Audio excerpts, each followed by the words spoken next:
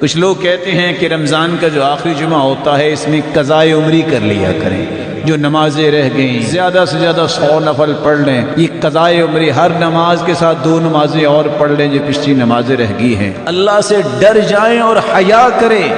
امت کو ایسی بات کا حکم دیتے ہیں جس کا حدیث میں تذکرہ نہیں ہے، جس کا قرآن میں تذکرہ نہیں ہے۔ توبہ کا پھر کیا معنی ہوا؟ اگر قضائے عمری ہی کرنی ہے کہ جو نمازیں رہ گئی ہیں، 6 سال نمازیں نہیں پڑھی، اب ہر نماز کے ساتھ 2 4 نمازیں پچھلی پڑھیں گے، یہ نہ قرآن میں آیا ہے نہ حدیث میں آیا ہے۔ یہ لوگوں پہ تشدد اور لوگوں کو غلط راستہ دینا ہے۔ اللہ کے رسول صلی اللہ علیہ وسلم نے تو فرمایا تھا توبہ تو پچھلے سارے گناہوں کو ختم کر دیتی، اور آپ نے قرآن مجید کی آیت سنی، اکیلے گناہ معاف نہیں ہوتے، اللہ اس کو نیکیوں میں تبدیل فرما دیتے ہیں۔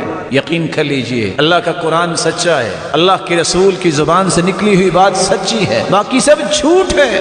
جو لوگوں کو یہ کہہ کے غلط کام کی طرف لگاتے ہیں کہ ہمارے بڑے نے کہا، محمد مصطفیٰ سے کوئی بڑا نہیں، محمد کریم سے کوئی بڑا نہیں ہے، اس نے امت کو اس بات کا حکم نہیں دیا۔